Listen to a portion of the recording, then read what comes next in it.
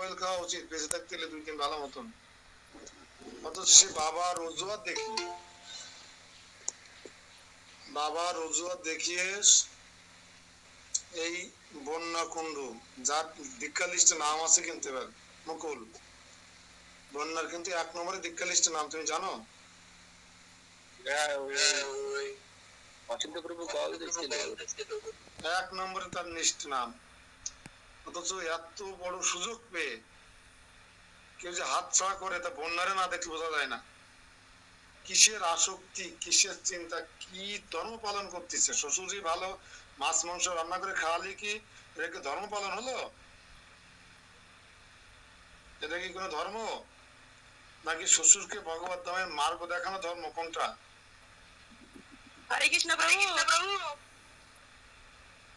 রাত জাগায় সেই পথে।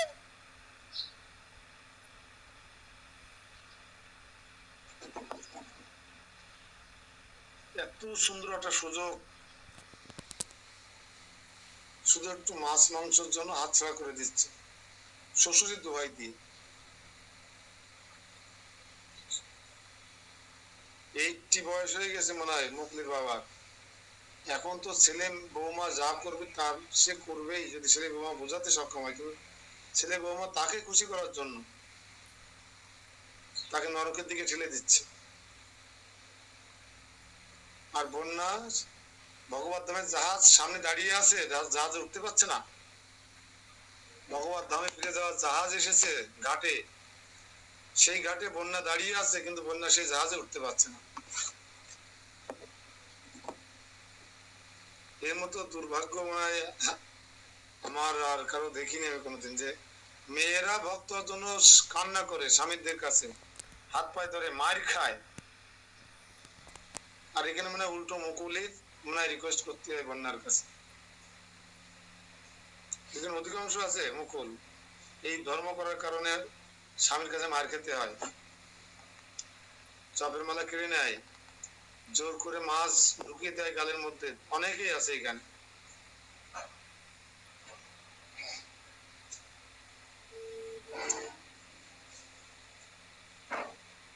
যাই হোক, ভালো একজন শুদ্ধ ভক্তের কাছে খালি ভাইবা দিয়েছ। মহানন্দ প্রভু খুলনায় 1-এর ভক্ত, 1-এর। কি হয়েছে? হরে কৃষ্ণ।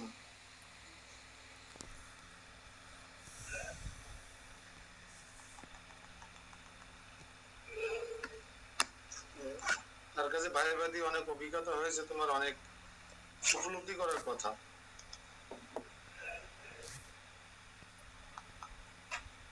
কালিদাস প্রভু ক্লাসে ঢোকেনি আজকে?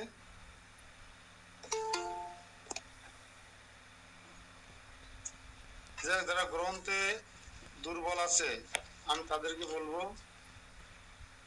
তারা যেন গ্রন্থ মানে শেষ করে ফেলবেন মায়াপুরী ভাইবা পরীক্ষা হওয়ার আগে।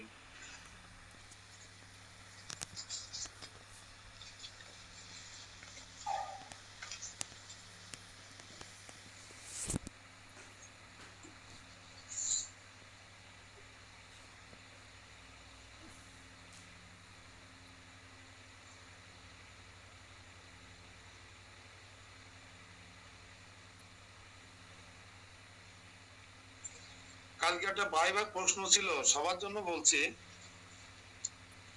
যে হরিনামের গুরুত্ব কি, কেউ ভালো করে বলতে পারলো না। হরিনামের গুরুত্ব, আমরা যে জপমালায় হরিনাম জপ করি, গুরুত্ব কি, এ করলে কি হয়?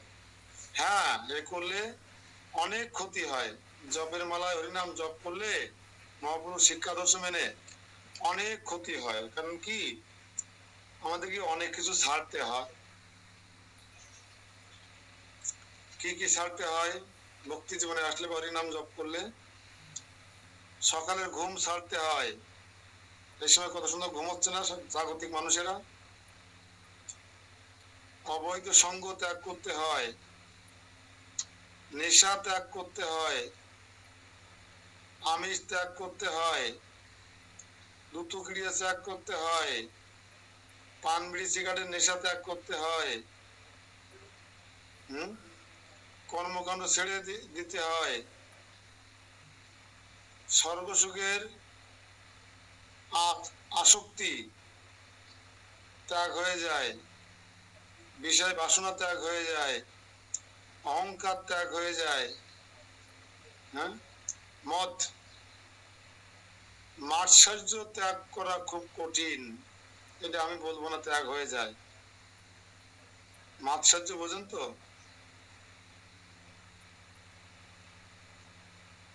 মাৎসর্য মানে কি? পরশ্রী কাতরতা।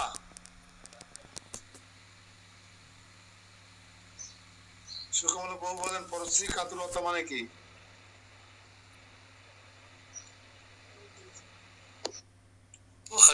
পরের মঙ্গল দেখলে ঈর্ষা হওয়া, হিংসা হওয়া। শ্রী মানে কি? শ্রী শ্রী মানে সৌন্দর্য। অপরশ্রী মানে অপরের শ্রী বা অপরের সৌন্দর্য দেখলে আমার গা জ্বালা পোড়া করবে। শ্রী মানে শুধু সুন্দর চেহারা না, তার সংসারের পরিপাটি, তার চাকরির পরিপাটি, তার প্রমোশন, তার ঘর বাড়ি, তার গাড়ি বাড়ি সব মিলে।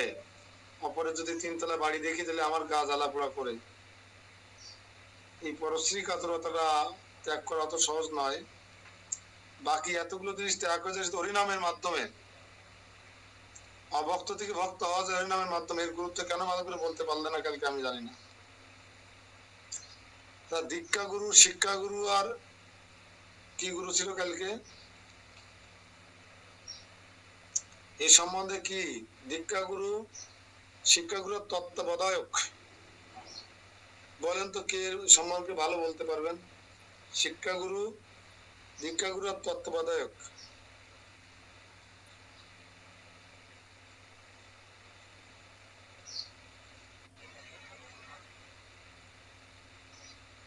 ধরে নি বিপুল বাবু।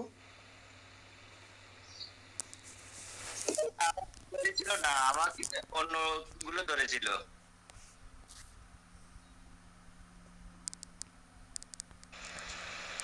আমি আপনাদের জ্ঞাতার্থে বলে রাখি, তত্ত্বাবধায়ক তিনি হবেন যিনি আপনার সমস্ত বিষয়ে তত্ত্বাবধান করবেন। কখন কি করতে হবে, কি করতে হবে না, এই সমস্ত সবক ধবক দিয়ে যিনি আপনাকে ঘুরে ফিরে তুলবেন, তিনি তত্ত্বাবধায়ক। কিন্তু শিক্ষাগুরু আলাদা হতে পারে, যে আপনি মায়াপুরী পদ্মান্ত গুরুর কাছ থেকে কোর্স করেন কিংবা ক্লাস করেন, হতে পারে। কিন্তু মায়াপুরী পদ্মান্ত গুরু তো আপনার বাড়ি এসে খোঁজ নেবে না, বাড়ির ভগবানের আসন ঠিক আছে কিনা, রান্নাঘর ঠিক আছে কিনা, হাড়ি পাতিল ঠিক আছে কিনা, তারপর হচ্ছে ভোগের হাড়ি পাতিল বাইরে আসে কিনা, খাবার জন্য আলাদা নিরামিষের পাত্র মিত্র আছে কিনা, যাতে নিয়ে নিয়ে আমরা অবাধে সার্ভিস করতে পারি, যেখানে সার্ভিস করলে মূল ভোগের হাড়ি পাতিল টাচ হয় না, কিংবা এই সমস্ত জিনিস দেখাশোনা করবেন। বিভিন্ন মঙ্গলারতি হচ্ছে কিনা, টাইমলি হচ্ছে কিনা, আপনার শিক্ষাষ্টক মুখস্থ কিনা দশ না, এইসবগুলো যিনি খোঁজ না, তিনি আছে তত্ত্বাবধায়ক। শিক্ষাগুরু কোনো গ্রন্থের উপর বা কোনো কিছু শিক্ষা দেবেন আপনাদের, এগুলো তত্ত্বাবধায়ক আর শিক্ষাগুরু একই ব্যক্তি হতে পারে, যদি অন্য কোথাও থেকে শিক্ষা না নিয়ে থাকেন। শিক্ষাগুরু কাজ হচ্ছে পারমাত্মিক শিক্ষা প্রদান করা, করে আপনাকে ধীরে ধীরে ভগবত ভক্তি জ্ঞান দানের মাধ্যমে ভক্তি জীবনে প্রবেশ করা হচ্ছে শিক্ষাগুরুর কাজ। আর এই একজন ভক্তের ম্যানেজমেন্ট করা হচ্ছে তত্ত্বাবধায়কের কাজ। আর দীক্ষা গুরু হচ্ছে তার প্রতিনিধিরা, সেই গুরুদেবের প্রতিনিধিরা নতুন ভক্তদের গড়ে ফুটে মানুষ করে, উপযুক্ত করে, পরীক্ষা নিরীক্ষা যাচাই বাছাই করে গুরুদেবের চরণে দেওয়া। আর গুরুদেব তাদেরকে কৃষ্ণ দেবে, কৃষ্ণ হরিনামের মালা মানে কৃষ্ণ দেওয়া। তা গুরুদেব দীক্ষা গুরুর অনেক বড় ত্যাগ স্বীকার করতে হয়, যেমন সমস্ত শিষ্যের দায়িত্ব গ্রহণ করতে হয়, সমস্ত শিষ্যের পাপ অপরাধ গ্রহণ করতে হয়, এবং সমস্ত শিষ্যকে ভগবত ধামে ফিরে নিয়ে যাওয়ার ওয়ারেন্টি কার্ড দিতে হয়। যে ওয়ারেন্টি কার্ড, ভগবত ধাম ফ্রিজে ওয়ারেন্টি কার্ড দিতে হয়, তাহলে অনেক কঠিন কাজ কিন্তু।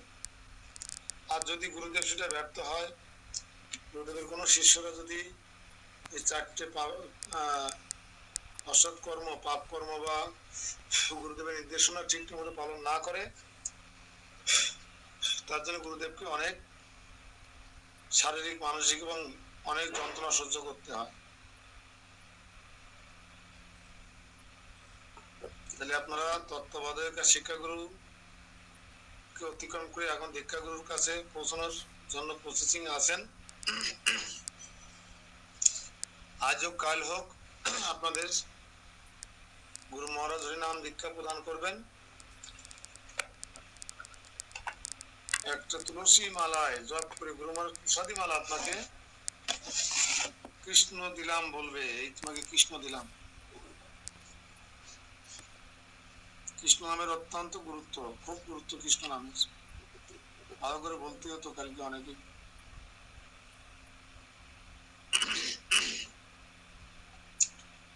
শ্লোক নম্বর 167 পড়েন একজন।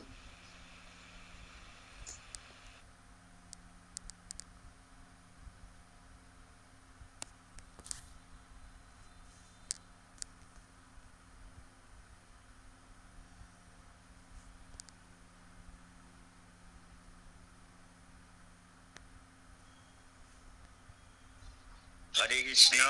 সবাই কি আমার মুখে দিয়ে তাকায় আছেন? আমি বললাম পড়েন একজন, সবাই আমার দিকে তাকায় আছেন? বলেন, আপনি পড়েন। কেউ তো বলতে পারতেন যে আপনি পড়েন।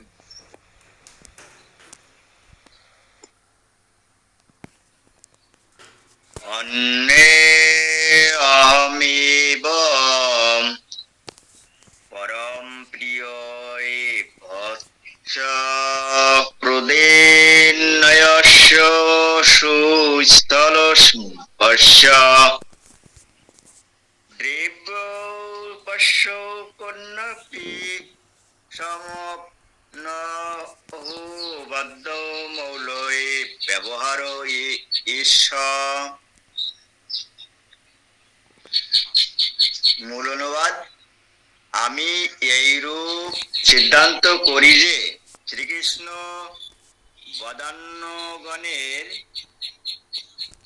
সুরাদি, সুতরাং পরম প্রিয় সেই ব্রজবাসীগণকে কোনো এক সুদুর্লভ বস্তু প্রদানের নিমিত্তেই এই প্রকার অন্তর্ধান আদি লীলার অনুষ্ঠান করিয়া থাকেন।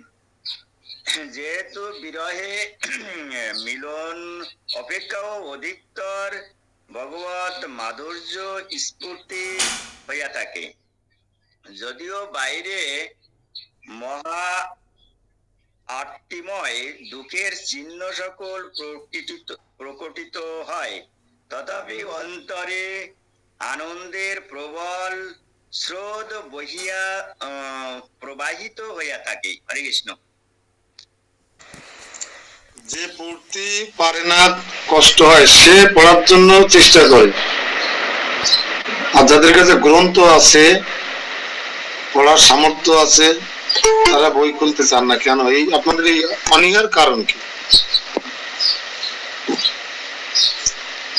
2 লাইনে শ্লোক পড়লো, 4 লাইনে শ্লোকের মতো করে, তাও তো সে পড়ার চেষ্টা করলো। কেউ হাত উঁচু করছে না, কেউ পড়ছে না, সে পড়া শুরু করলো। কিন্তু আপনারা যারা পারেন বাংলা ভালো করে পড়তে, তাদের সমস্যা কোথায় আমি বুঝলাম না।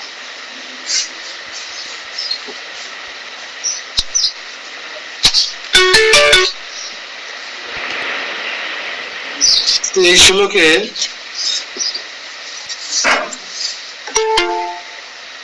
যে আলোচনাটা প্রথমে আমরা হিন্স দিয়ে গেছিলাম, আপনাদের মনে আছে কিনা আমি জানি না।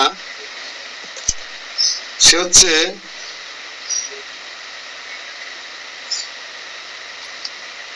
আমরা কোনো আত্মীয় স্বজন আসলে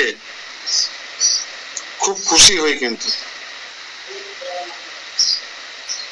কৃষ্ণ যদি আমাকে দর্শন দেয় বা রাধা কৃষ্ণ যদি ইজি বাই কি করে আমাদের বাসায় আসে, তাহলে আমরা কি খুশি হব না দুঃখ প্রকাশ করব? বিপ্লব প্রভু অন্য মনস্ক কেন আজকে? বাড়িতে যদি রাধা মাধব আপনার বাড়িতে অটোতে করে পৌঁছায়, আপনি খুশি হবেন নাকি কষ্ট পাবেন?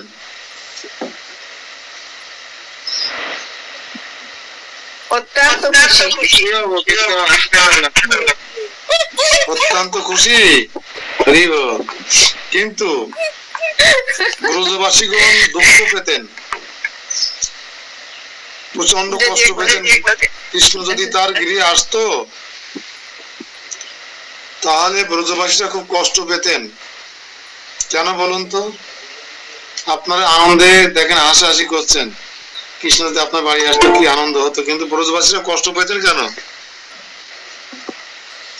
এর হচ্ছে গূঢ় প্রেমের উজ্জ্বলতম রহস্য। আমরা জাগতিক চেতনা থাকি তো, তারপরেও পরেরটুকু যদি চিন্তা করি তাহলে আমাদের আনন্দ থেকে কষ্ট বেশি হবে। কেন? কৃষ্ণ আসলো, কিন্তু কৃষ্ণ তো একটু চলে যাবে রাধারানীকে নিয়ে, তাহলে কি হলো? কষ্ট না? এই জন্য ব্রজবাসীরা আনন্দ করতে পারে না, কষ্ট পায় যে কৃষ্ণ তুমি তো এসেছো, ক্ষণিকের আনন্দ দান করে তুমি আবার আমাকে ফেলে চলে যাবে, তখন আমার কি পরিস্থিতি হবে? তোমাকে পেয়ে হারাবো। কিন্তু কৃষ্ণকে না পালে এক আনন্দ, কৃষ্ণকে পাননি এক আনন্দ। কেন? কৃষ্ণ আসবে। কেন আপনার বিশ্বাস আছে না, ভক্তি আছে না? হ্যাঁ, কৃষ্ণ আমার কাছে আসবে, আজ অথবা কাল আসবেই। কিন্তু এসে গেছে দুঃখ, তার মানে চলে যাবে। এসে গেছে তার মানে কি? চলে যাওয়ার স্টাম্প মেরে নিয়ে আসছে। এই জন্য ব্রজবাসীরা খুব দুঃখ পান, আরতি করেন, তাদের অনেক দুঃখের চিহ্ন কপালে ফুটে উঠেছে। কৃষ্ণকে কতক্ষণ ধরে রাখতে পারবো জানি না। এই আমি কৃষ্ণ হারালাম, কৃষ্ণ হারানোর টেনশন যদি মাথায় থাকে তাহলে দুঃখ না আনন্দ? এই বলবেন রীতা মাতাজি, কৃষ্ণ যদি অটোতে করে আপনার বাড়িতে যায়,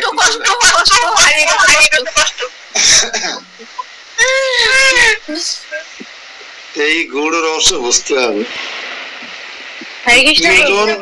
প্রিয়জন হারানোর, হ্যাঁ বলো। আসবে এই অনুভূতি অনেক ভালো, আইসা হারানোর ভয় ওইটা থেকে এটাই ভালো। ঠিক, এটাই তো। কৃষ্ণ আসবে এর একটা অনুভূতি থাকে আলাদা, একটা ফিলিংস থাকে আলাদা। কৃষ্ণ আমার কাছে আসবে, কৃষ্ণ আসবে, কথা দিয়েছে আমাকে আসবে, এর একটা ফিলিংস আলাদা। যেমন আরো সোজা করে যদি বলি, যে নারীটার স্বামী 10 বছর আমেরিকায় থাকে, 1 সপ্তাহ বিয়ে করে রেখে গেছে, 10 বছর পরে স্বামী ফিরে আসবে, বিমানের টিকিট হয়ে গেছে, এই নারীর মনের অবস্থা কেমন হয়? 10 বছর পরে স্বামী ফিরে আসছে, মাত্র 1 সপ্তাহ ছিল, আর 10 বছর পরে স্বামী ফিরে আসছে মার্কেটিং করে নিয়ে, বউ যা যা লাগবে সবকিছু নিয়ে টিকিট হয়ে গেছে, আগামী 30 তারিখে ফ্লাইট। এই নারীর ফিলিংস কেমন হবে? এক। আর ওই ব্যক্তি ফিরে এসে 3 মাস পরে আবার ফ্লাইটে টিকিট কেটে যাচ্ছে, আগামী শুক্রবারে তার আমেরিকার ফ্লাইট। ওই নারীর অবস্থা কেমন হবে? দুই রকম হবে কিনা?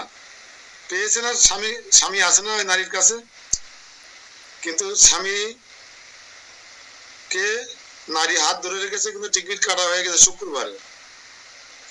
তাহলে ওই নারী আনন্দ পাচ্ছে না দুঃখ পাচ্ছে? কত স্বামীর হাত ধরে আছে, কিন্তু কিন্তু দুঃখ পাচ্ছে যে কালকে দিন পরে হাত ধরতে পারবো। কিন্তু যখন আসেনি, আসবে, তখন কি? ব্রজবাসীরা ঠিক এরকম, কৃষ্ণকে পেলে কষ্ট পেতেন। কিন্তু প্রভু দেশের কি অবস্থা আছে? যা দেখছেন তাই অবস্থা ভীষণ ভালো না। ভালো না মানে কি? চিন্তায় তো এখন তো শুধু ফ্যামিলি ধরে দিচ্ছে, ফ্যামিলি। এরা প্রশাসন চোখে পটি বেঁধে রাখছে, হিন্দুরা ঘুমিয়ে আছে, অন্যরা মজা নিচ্ছে, আনন্দ হচ্ছে একটা হিন্দু কমে গেলে। কিন্তু এই যে কারা করছে, কিছু লোক কিন্তু বুঝতে পারছে, কিন্তু সরকার বুঝতে চাইছে না। যাক আমরা ভাগবত মধ্যে ঢুকাবো না। তো এখানে বলছে আপনার সাবধানে থেকে খুব সাবধানে থেকে ওই যে প্যান্ট শার্ট বানাইছি তো তৃতীয় পরে আমি আমার সেই 18 সালের পরে আর প্যান্ট শার্ট নেই বললে চলে, চাকরি ছেড়ে দিয়ে আসার পরে। মানে আমি এখন প্যান্ট পরতে লজ্জা করে, এক কথায় প্যান্ট পরতে আনি। এখন এখন বাচ্চার জন্য তো করতেই হবে। এখন এই আপনার মাতাজি এই প্যান্ট শার্ট তৈরি করে দিয়েছে যে ব্যাগ ধুতি পাঞ্জাবি এসে ব্যাগের ভিতরে থাকবে, কান্দে ঝুলানো, আর প্যান্ট শার্ট পরে বাইরে ঘুরতে হবে। আসলে দেখলাম তাই। আমি যখন গত বৃহস্পতিবারে খুলনায় যাই, বৃষ্টি হচ্ছিল নপড়ায়, একটু ডাইনি মন দিয়ে উঠতে গেছি একটা প্রাইভেট কার, আমি ধুতি পাঞ্জাবি পরা, গলায় তুলসী মালা, হেডলাইট পড়েছে তো, আমাকে এমন চাপাই দিল আমার দিকে গাড়িটা, ইচ্ছাকৃত হবে।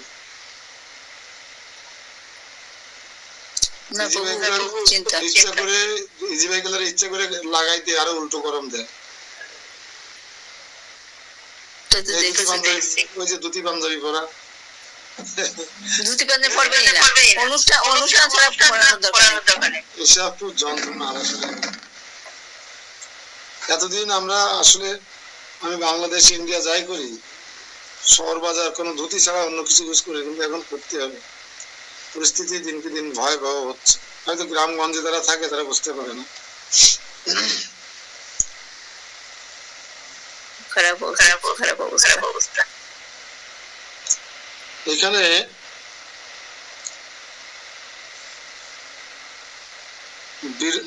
বিরোহিনীর কৃষ্ণনিষ্ঠ প্রেম ভঙ্গ হয় না, তাই তাহার বিরহ ব্যথার অনুভব করেন এবং শেষে বিরহ আবেগ বশত প্রিয়া অনুকরণ রূপ লীলা করেন। কখনো বা গভীর শোকে মূর্ছাগ্রস্ত হইয়া থাকেন, পরন্তু এই বিরহজ প্রেম হলাহল সদৃশ। বিরহ প্রেম কার সমান? হলাহলের সমান। হলাহল কি? ছানা দোকা পরমান্ন কি অনন্যা? হলাহল বিরহ প্রেম হচ্ছে হলাহলের সদৃশ, মানে সমান। হলাহল কি? বিষ। প্রেম বিষের সমান। কোন প্রেম?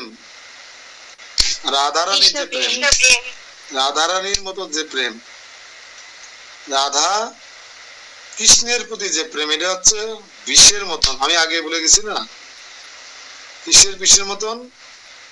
সর্পের বিষের মতন। সর্পের বিষ কেমন?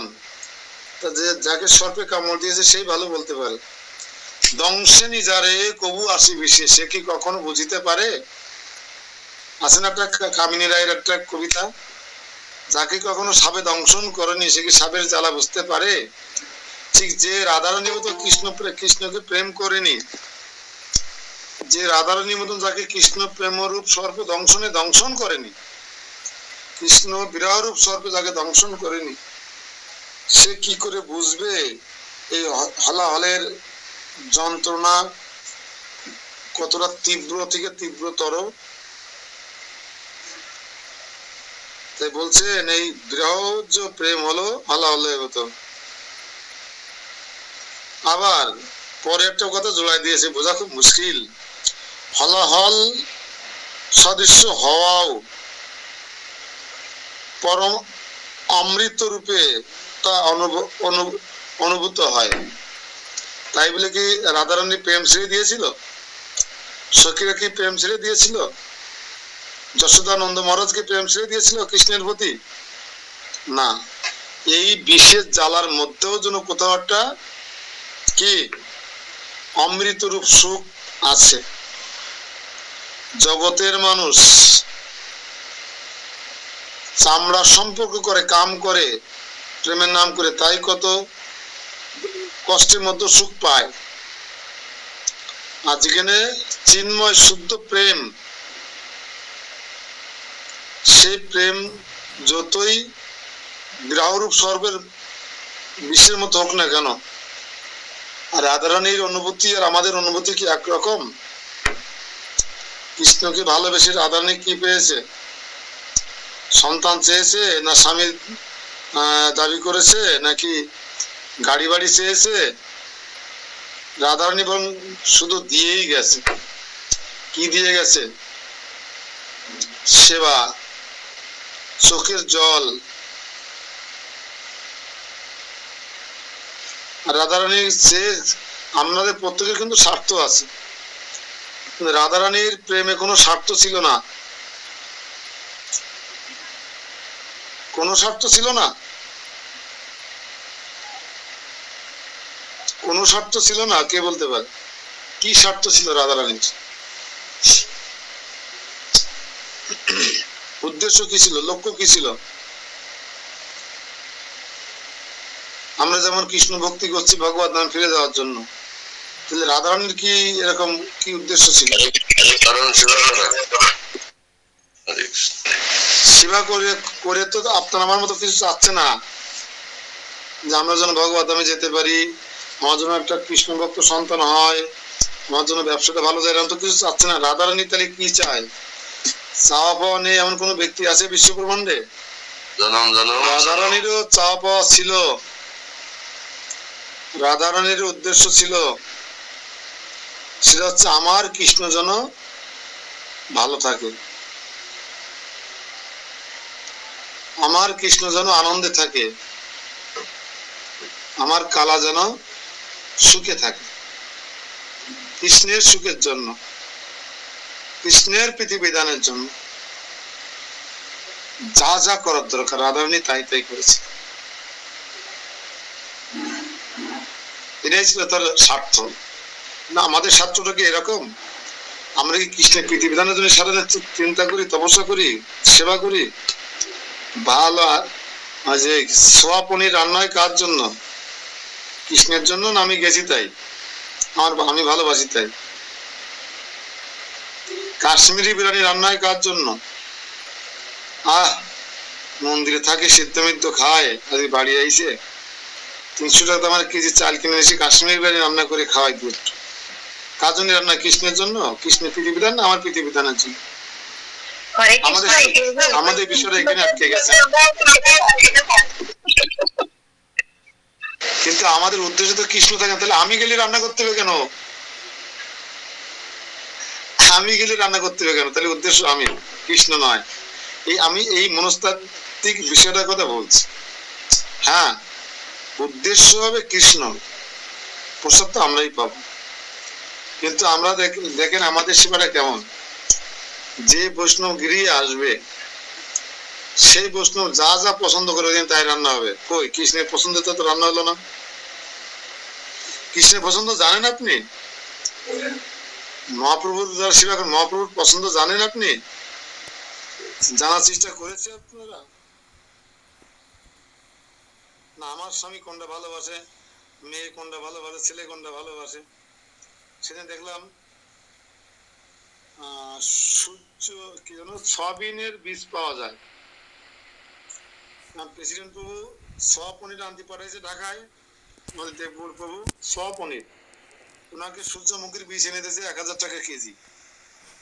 উনি তা খাতি মাতি বোঝে না, আমার কাছে দিয়েছে, আমার কাছে আবার একজন নিয়ে গেছে খুলনার থেকে, নিয়ে গিয়ে ওটা ভিজিয়ে রেখে সাদা দুধের মতো হয়। এটা সয়াবিন থেকে দুধ বের করা যায়, কিন্তু সেই দুধ দিয়ে পনির বানানো যায়। তো সেদিন বাসায় ওই সয়াবিন ফল ভিজিয়ে ব্লেন্ডার করে ওরা পকোড়া তৈরি করেছে। পকোড়া মানে পকোড়া তৈরি না করে যদি রসা তৈরি করা হয় আরো অনেক সুন্দর হয়। তপু ভালোবাসে তো পকোড়া, তাই তাহলে কি হলো বিষয়টা? পকোড়া তৈরি হয়েছে কৃষ্ণের জন্য না তপুর জন্য? বিষয়টা এরকম। এই একটা জায়গা থেকে আমাদের বেরিয়ে আসতে হবে সঞ্চিতা মাতাজি। আমি গেলে এই যে আমার জন্য কালকে সবাই দেখেন আমার এখানে অনেক অনেক কিছু নিয়ে আসছে কালকে। যেমন মানুষ কি নিয়ে আসে, শিক্ষা গুরুর জন্য, ধরেন শিক্ষা গুরুর জন্য বা আত্মীয়র জন্য কিছু পছন্দের মানুষের জন্য নিয়ে যেতে না, বা রসমালাই নিয়ে আসে, রসগোল্লা নিয়ে আসে, ভালো কিছু নিয়ে আসে না। আমার জন্য নিয়ে আসে কি আমড়া, বাতাবি লেবু, কাগজি লেবু, পেয়ারা, শশা, একই জাতীয় হয়ে গেল না সব? কেন নিয়ে আসছে এগুলো? 1 কেজি মিষ্টি নিয়ে আসতে পারতো না? কারণ ওরা জানে যে আমি এইগুলো খাই। আমি যখন আপনার বাড়িতে যাব তখন আপনি তো এই জাতীয় জিনিসই ম্যানেজ করবেন, তাহলে ওরা কৃষ্ণের জন্য হলো না আমার জন্যই হলো? হ্যাঁ, ওখানে ভালো আছে। হরে কৃষ্ণ। তবে এখানে কথা আছে, যেহেতু ভগবান বৈষ্ণবের মুখে খায়, ভগবান যেহেতু বৈষ্ণবের মুখে খায়,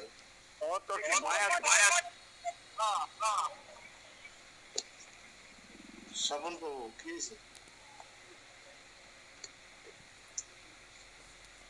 এই জন্য অনেক সময় বৈষ্ণবের পছন্দের, আবার বৈষ্ণব যদি অখুশি হয়ে যায় তাহলেও বিপদ। ধরেন আমি কোথাও গেলাম, যদি তেলে ডুবিয়ে ভেজে আমাকে জিনিস দেওয়া হয়, বা যে আমাদের যেমন গৌরেশ্বর প্রভুর বংশের যারা আছে, জগৎগুরু প্রভু সহ, ওনারা কোনোদিন ধোকা পাতে নেয়নি, ধোকা চেনে না। ওনার গেরিজে সুন্দর করে ধোকা রান্না করে খাওয়ান, সাম্বার হিং মশলা দিয়ে যদি সামনে দেন, প্রচন্ড তেল ঝোল দিয়ে যদি রান্না করেন, সাধুরা খাবে না বিরক্তি প্রকাশ করুন? এক, সাধুরা 9টায়, 2টায়, 8টায় খায়। আমি দুপুরে প্রসাদ যদি 4:30টায় দেন, সাধু কি খুশি হবে না খুশি হবে? এসব দিকে খেয়াল রাখতে হবে। বৈষ্ণব সেবা দিতে গিয়ে যেন বৈষ্ণব নির্যাতন করে না ফেলেন। আবার যে বৈষ্ণব যেটা পছন্দ করে না, নিষেধ মনে করে বা খায় না, সেইটা রান্না করে গাদা গাদা তার পাশে ছাসলেন, খুশি হবে না খুশি হবে? এটাও খেয়াল করতে হবে। যাক, আমাদের উদ্দেশ্য থাকবে কৃষ্ণ, রাধারানীর কাছ থেকে শিক্ষা পাই আমরা। আমাদের স্বার্থ আছে, কিন্তু সেই স্বার্থ যেন রাধারানীর মতো হয়, কৃষ্ণকে খুশি করে, কৃষ্ণকে ভালো রাখা, কৃষ্ণকে সন্তুষ্ট রাখা, এটা যেন আমাদের উদ্দেশ্য। কিন্তু আমাদের সমস্যা হচ্ছে, আজ খুব ঠান্ডা লাগছে, বৃষ্টি হচ্ছে, আজ ভুনা খিচুড়ি করো তো, খুব ভুনা খিচুড়ি খেতে ইচ্ছে করছে, আর সয়াবিন ভাজি করো, বেগুন ভাজি করো, আহ মজা করে খাওয়া যাবে। তার মানে কি ওই আইটেম রান্নাগুলি আর ভোগ হবে না? কেন? ওই ওর স্বাদ, রূপ, রস, গন্ধ আপনি নিয়েই ফেলেছেন আগের থেকে, রান্নার আগের থেকে। এমনকি রান্না করে, রান্নাঘর কেন ঢেকে রাখা হয়, রান্নাঘরে কেন পর্দা দেওয়া হয়? রান্না খাবারের সেন্ট যদি কেউ গ্রহণ করে, হেবি সুন্দর গ্রহণ হয়েছে, তো ওটা ভোগ হবে না। কেউ যদি দেখি বলে ওই সেন্ট আর দেখলে কিন্তু অনেকে জিহ্বায় জল এসে যায়, ভোগ হবে না। এই জন্য যারা রাঁধুনি তাদেরকে কেন মাস্ক পরে রান্না করতে হয়? যাতে ওই ফ্লেভারটা আপনার নাকে না আসে, আর আপনি আপনার ইন্দ্রিয় যেন সক্রিয় না হয়, তাহলে ওটা আর ভোগ হবে না। কিন্তু অনেক কিছু পিতাবের ব্যাপার আছে। এই জন্য যারা রান্না করবেন উচিত মাস্ক পরে মুখে রান্না করা, নাক মুখ বেঁধে ভোগ সাজায়, দেখেছেন? দেখবেন যারা প্রকৃত ভক্ত নাক মুখ বেঁধে ভোগ সাজায় কেন? যাতে ওই গ্রামটা আসলে, আমার তো এই চাট মশলা কাসুন দিয়ে যদি কেউ আমরা মাখায় আর ওই গ্রাম যদি আমার নাকে আসে, তো শুনলে আমার জিহ্বায় জল এসে যায়, ওটা কি ভোগ হবে? এই জন্য নাক মুখ বেঁধে নিতে হবে।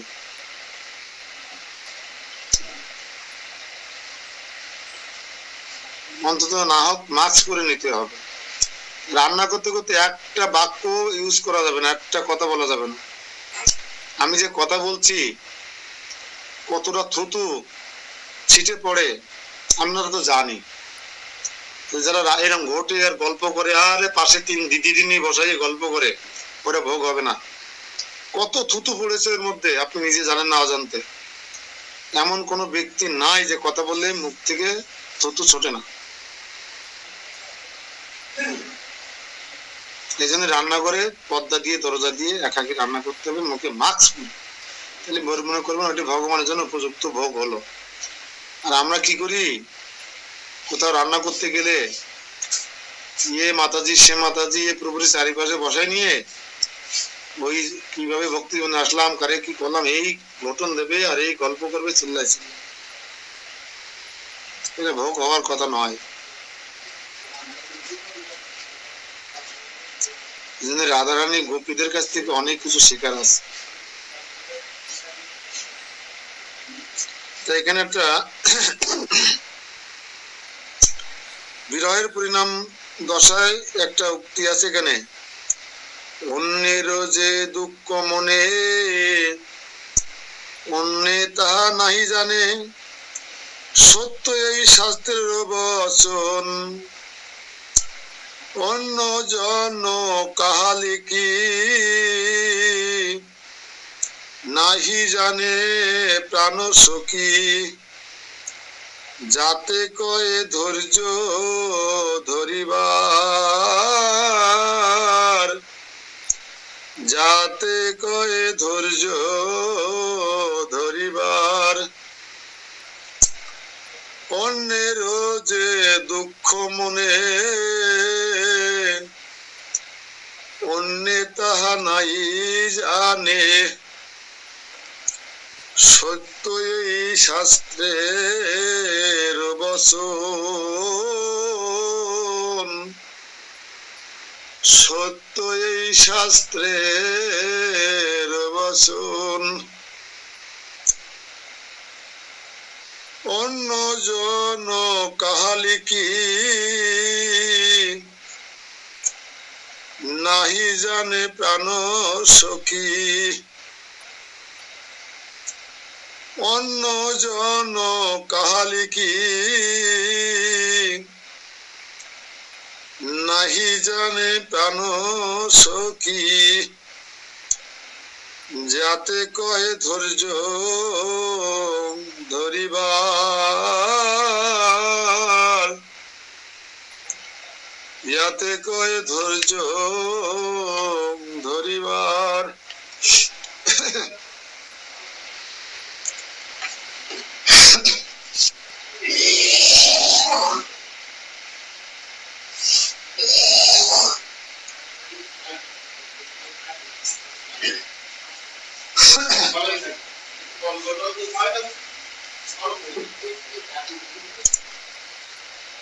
তো রাধারানী সখীর মনে কি জ্বলছে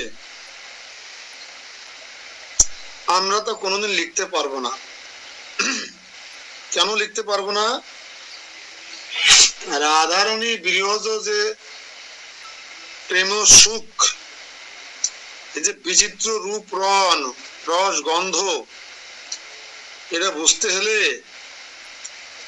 রাধারানীর চরণে আশ্রয় গ্রহণ করতে হবে, রাধারানীর সম্পর্কে জানতে হবে, এবং আপনাকে শুদ্ধাতি শুদ্ধ স্তরের ভক্ত হতে হবে, নিষ্কাম ভক্ত হতে হবে, পরমাংশ হতে হবে। এই ডেজিগনেশন গুলো, এই উপাধি গুলো কি আমাদের আছে? পরমাংশ উপাধি আমাদের আছে? হ্যাঁ, আর একটা কি বললাম, নিষ্কলুষ হতে হবে, বিষয় বাসনা রহিত হতে হবে, এগুলো আছে আমাদের? রাধারানীকে জানা অত সহজ নয়।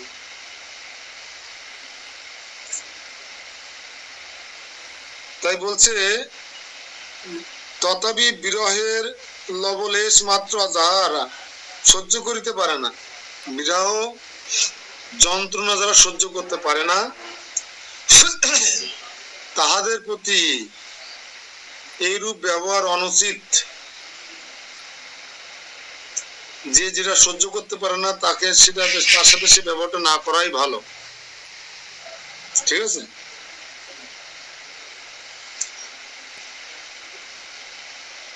রাখিতে তোমারও জীবন সেবি আমি নারায়ণ, তার সত্ত্বে আসি নীতি নীতি, তোমারও সনে ক্রিয়া করি, নীতি যাই মধুপুরী, তাহা তুমি মান আমারও স্ফূর্তি। মোর ভাগ্যে মো বিষয়ে তোমার যে প্রেম হয়, সেই প্রেম পরম প্রবল। লুকাইয়া আমায় আনে, সঙ্গ করাই তোমার সনে, প্রকটেও আনি বেসত্তর। লুকাইয়া আমায় আনে, সঙ্গ করায় তোমার সনে। তা সুবল সখারা অনেক সময় রাধারানীকে চুরি করে আনতো না কৃষ্ণের সঙ্গে সঙ্গ করানোর জন্য। একবার সুবল সখা কি করলো, একটা বাছুর ছেড়ে দিয়েছেন রাধারানীর বাড়ির মধ্যে পিছন দিয়ে। রাধারানীর বাড়িতে কেউ যেতে পারছে না, কেন? জটিলা কটিলা দ্বার পাহারা দিচ্ছে। এই কলঙ্কিনী রায় এই কালা কৃষ্ণের সঙ্গে আর দেখা করতে না পারে, তাই দ্বার পাহারা দিচ্ছে। যে রাধারানী রান্না করছে আর বুকের চোখের জলে বুক ভাসাচ্ছে কৃষ্ণের বিরহে। কৃষ্ণও সহ্য করতে পারছে না গোপালনে গিয়ে, তো সুবলকে দিয়েছে, তুমি আমার রাধারানীর সাথে মিলন করিয়ে দাও।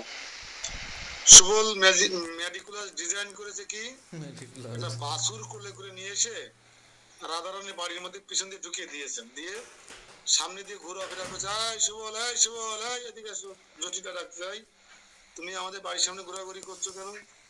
নিশ্চয়ই রাধারানী তোমার খারাপ মতলব আছে। বলছে না, আমার একটা বাছুর হারিয়ে গেছে, কোথাও খুঁজে পাচ্ছি না, আমার মনে হয় বাছুরটা তোমার বাড়ির মধ্যে ঢুকেছে।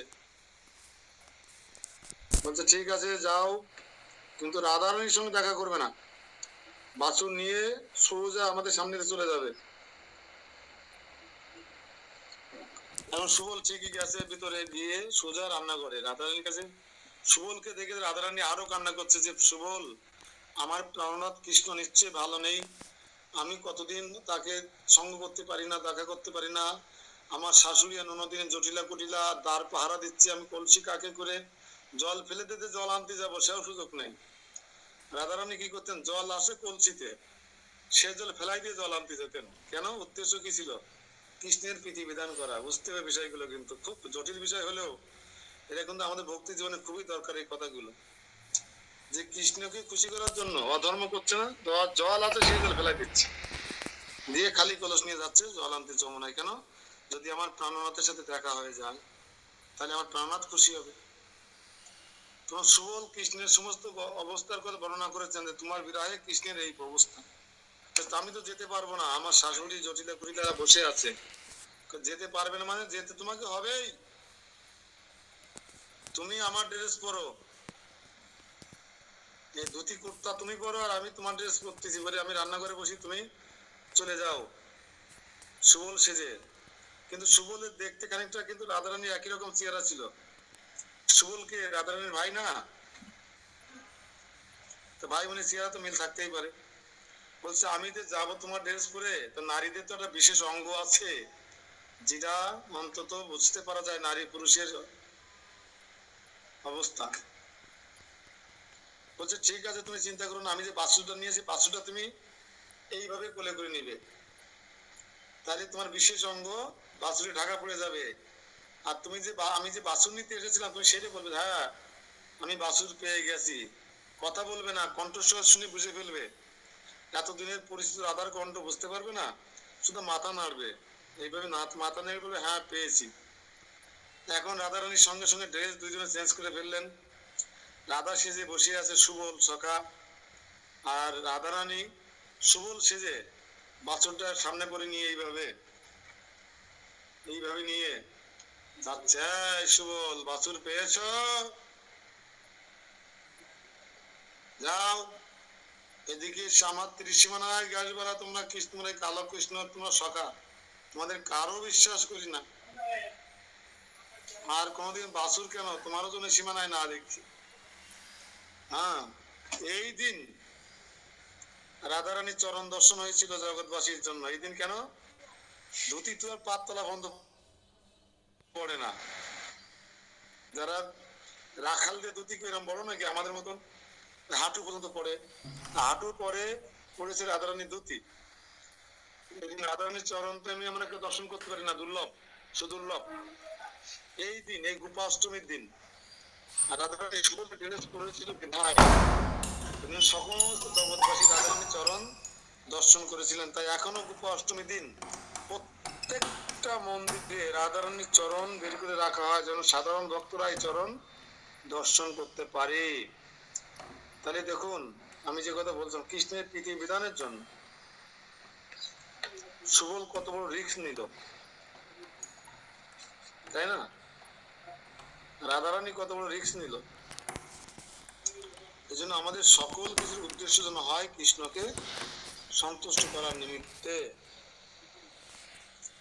শুধু আমাদের বাচ্চা কি পছন্দ করে, আমি কি পছন্দ করি, স্বামী কি পছন্দ করে, এই ভাবটা যেন আমাদের মধ্যে না আসে, ঠিক আছে? তাহলে ওটা ভোগ হবে না।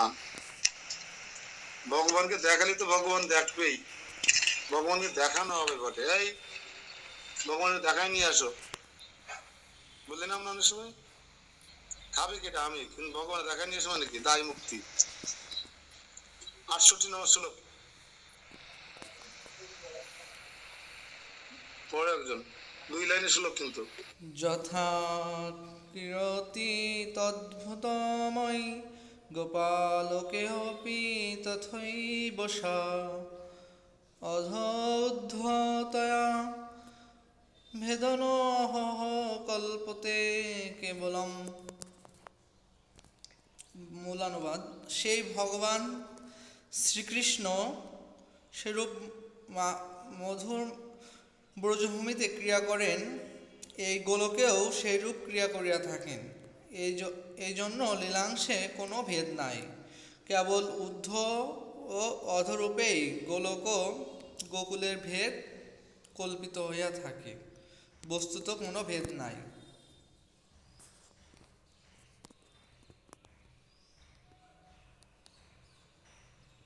এই শ্লোকটা 2 লাইনের শ্লোক পড়তে গেলে মাঝখানে থামতে হবে, নিচের লাইনে তুমি থামো না। আর শ্লোক পড়ার তো একটা প্যাটার্নটা মাথার মধ্যে ঢুকতে, প্যাটার্নটা তো আমি বলেছি। রাধা বিরতি তদ্ভূমৌ গোলকোপি তদীবসা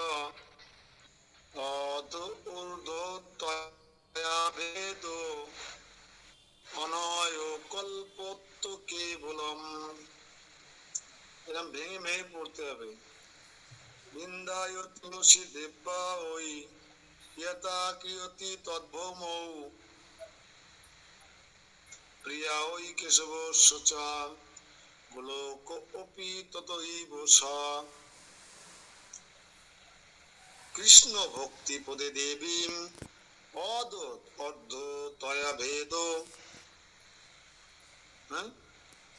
সত্যবত্তৈ নমো নমো ন অনয় কল্পতে কেবলম।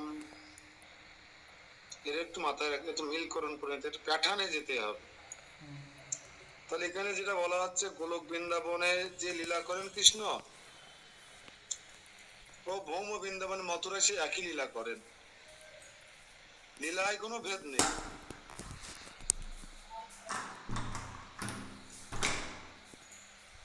ভেদ কল্পিত হয়ে থাকে গোলক আর ভূলোক, ঊর্ধ্বলোক আর অধলোক, এটাই কল্পিত হয়ে থাকে। কিন্তু তার লীলায় কোনো পার্থক্য নেই। কেন? ঢাকা স্টেডিয়ামে, মিরপুর স্টেডিয়ামে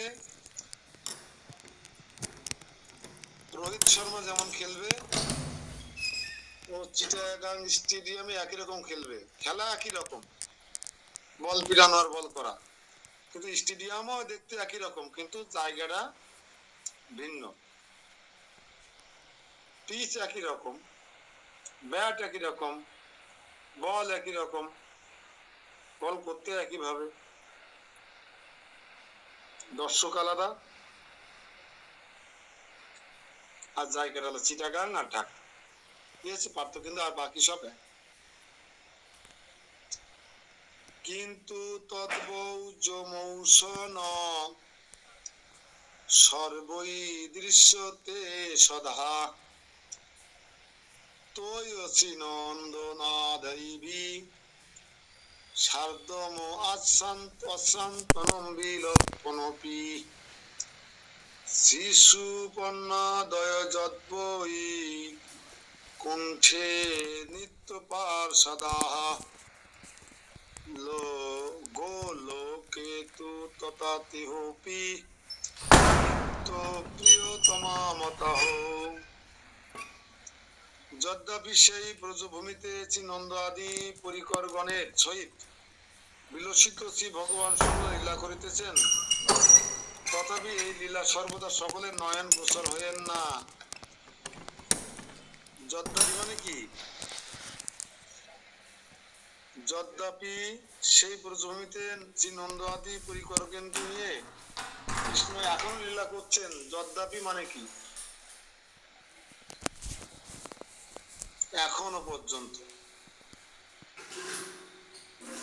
কৃষ্ণ লীলা করছেন, সবাই দেখতে পাচ্ছেন না। এখানে বলছে সেই লীলা সর্বদা সকলের নয়ন গোচর হন না। ৭০ নম্বর শ্লোক বলছে, বৈকুণ্ঠে যে রূপ শ্রী ভগবান নিত্য পার্শ্বদ শ্রী গরুর প্রভৃতি বিরাজমান রহিয়াছেন, গোলকেও সেরূপ শ্রী নন্দাদি তার প্রিয়তম নিত্য পার্শ্বদ বলিয়া পরিগণিত হইয়া থাকেন। বৈকুণ্ঠে ভগবান নিত্য পার্শ্বদকে গরুর, আর গোলকে ভগবান নিত্য পার্শ্বদকে রাধারানী, যশোদা, নন্দ মহারাজ, এরা হচ্ছে নিত্য পার্শ্বদ।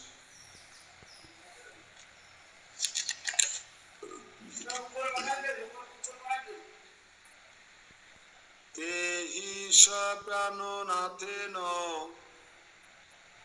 সমমম ভগবতা সদাহ লোকয়োরেকরূপেণ বিরহন্তি যদৃশ্যয়াঃ। সে শ্রী নন্দ আদি ব্রজবাসীগণ গোলকে গোকুলে উভয়ই এক রূপে নিজ নিজ প্রাণনাথের সহিত সর্বদা স্বচ্ছন্দে বিহার করিয়া থাকেন। নন্দ মহারাজ, যশোদার মহারানী সহ অন্যান্য ব্রজবাসীরা গোলকে ও গোকুলে উভয় জায়গায় একই রূপ। যেমন নন্দ মহারাজ সবসময় পিতার ভূমিকা অভিনয় করবে, সবসময় সে গোলকেও পিতার ভূমিকা, ভূলোকেও ওই গোলক, আর গোকুলেও নন্দ মহারাজ, যশোদা মহারানী পিতা মাতার ভূমিকায় অভিনয় করবেন, লীলা করবেন। উভয় জায়গায় একই ব্যক্তি একই রূপ নিয়ে লীলা করবেন। নিত্য পার্শ্বদের কোনোদিন ড্রেস চেঞ্জ করা লাগে না। যশোদা মা কিন্তু যুগে যুগে যশোদা মাই ভূমিকা অভিনয় করছেন, একই মাতা, শশী মাতা, যশোদা মাতা। ঠিক আছে?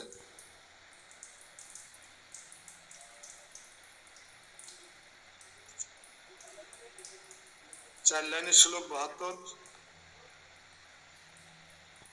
এটা পড়ে শেষ করে দেবো আজকে। শ্রী গোলোকম গন্তুম অহন্তু পায়ৈর ইয়দৃক্ষ বিস্তম সাধকান্ত দৃশ্যইৎসুঃ দ্রষ্টমে সত্তা মর্তলোকোপি তস্মিন্নম তাদৃক্ষ ক্রিয়ম সুপ্রসন্নম প্রভুম তমঃ। মূল অনুবাদ, এইরূপ উপায় বা যাদৃশ্য উপায় সমূহ দ্বারা সাধক শ্রীগুলোকে গমন করিতে পারেন, তাদৃশ্য উপায় সমূহ দ্বারাই মর্তলোকে প্রকটিত মথুর গোকুলে তাদৃশ্য ক্রিয়ারত প্রভু শ্রী নন্দ কিশোরের পরম প্রসাদ তথা সেই প্রকার লীলা দর্শন করতে সমর্থ হইয়া থাকেন। অর্থাৎ এখানে বলা হচ্ছে যে উপায়ে সমূহ দ্বারা সাধু বা বৈষ্ণবীরা শ্রী গোলক বৃন্দাবনে গমন করতে পারেন। এখানে খুব তাৎপর্য, কিন্তু সাধুরা বা বৈষ্ণবীরা যে যে উপায় অবলম্বন করে শ্রীগোলকে গমন করতে পারেন, এই কথাটা হচ্ছে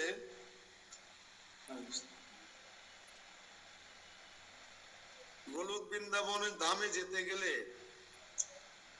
গোলক বৃন্দাবন ধামের ভিসা পাইতে গেলে আপনার কি কি উপকরণ বা যোগ্যতার প্রয়োজন হবে, এটাই আমাদের জানা সবচেয়ে জরুরি।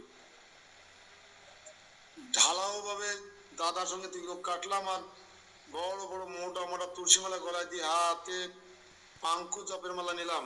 পাঙ্কু জপের মালা বোঝেন তো? এই পাশে একরকম নকশা, জপমালা চারপাশে 4 রকম নকশা দিয়ে সাউথ ইন্ডিয়ান ধুতি পাঞ্জাবি, বড় পাহাড়িয়ালা পাঞ্জাবি পরে আপনি ভাব নিয়ে বেড়াচ্ছেন। এটা ভগবত নামে ফিরে যাওয়ার রসদ সমূহ হলো, এটা গোপনীয় বিষয়।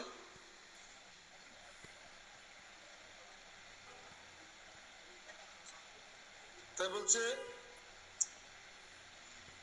ঠিক একইভাবে সেই রূপ উপায়ে সমূহ দ্বারাই মর্তলোকে প্রকৃত মথুরা গোকুলে ক্রীড়ারত প্রভু শ্রী নন্দকিশোরের বিভিন্ন প্রসাদ, পরম প্রসাদ মানে কি মাতাজি বলেন?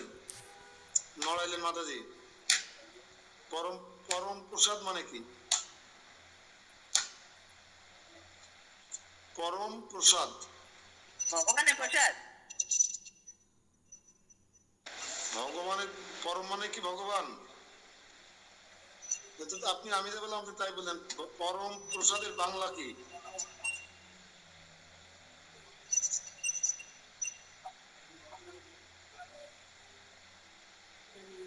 নন্দকিশোরের পরম প্রসাদ মানে পরম কৃপা, দয়া, পরম করুণা যথা সেই প্রকার লীলা দর্শন করিতে সমর্থ হবেন। মানে যে যে যোগ্যতা অর্জন করলে, সেবা পূজা করলে, যে কোয়ালিটি অর্জন করলে আমরা গোলক বৃন্দাবনে যেতে পারিস। এই বৃন্দাবনে এই গোকুল কৃষ্ণ বা এই রাধাকুণ্ড শ্যামকুণ্ড এই বৃন্দাবনে যেতে গেলে সে একইরূপ যোগ্যতা অর্জন করতে হয়। তা না হলে যারা বৃন্দাবনে টাকা আছে, যাচ্ছে বিমানে করে ঘুরে আসতেছে, ওদের লাভের থেকে লস বেশি হচ্ছে কেন বলি আমি? তাদের যোগ্যতা নেই তো। তাহলে ওই বিমানে করে গোলক বৃন্দাবনে যাক, দিন দেখি গোলকে যাক না, টাকা আছে প্লেনে করে গোলকে যাক।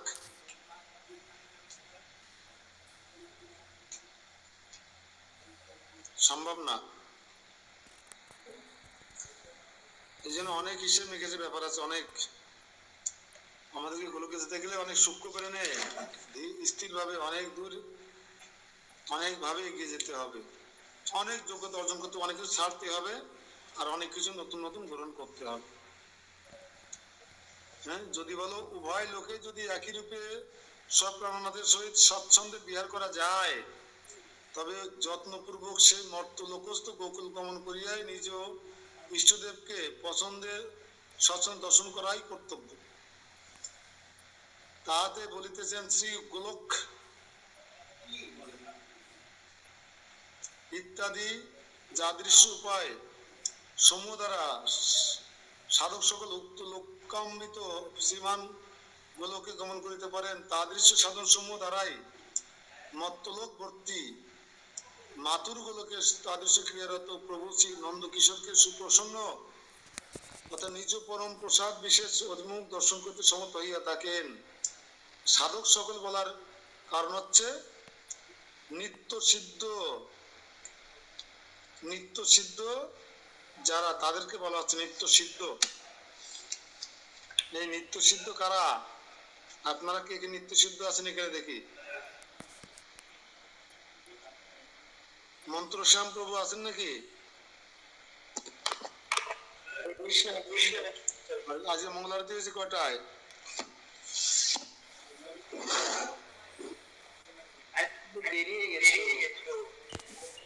আমি কি করে বুঝলাম এখানে বসে?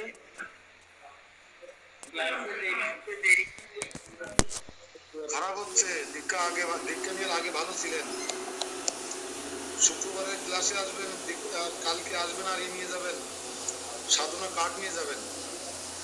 আপনারা দুইজন যারা দীক্ষা পেয়েছেন আপনার সবাই সাধনা কার্ড পূরণ করে মাসে আমাকে জমা দেবেন।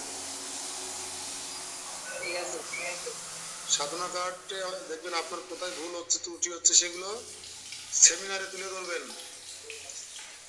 যে আমি মাসের এই কয়দিন দীক্ষা নেওয়ার আগে এরকম ভাবে মঙ্গল আরতি করতাম, আর দীক্ষা নেওয়ার পরে আমার এইভাবে মঙ্গল আরতি হচ্ছে।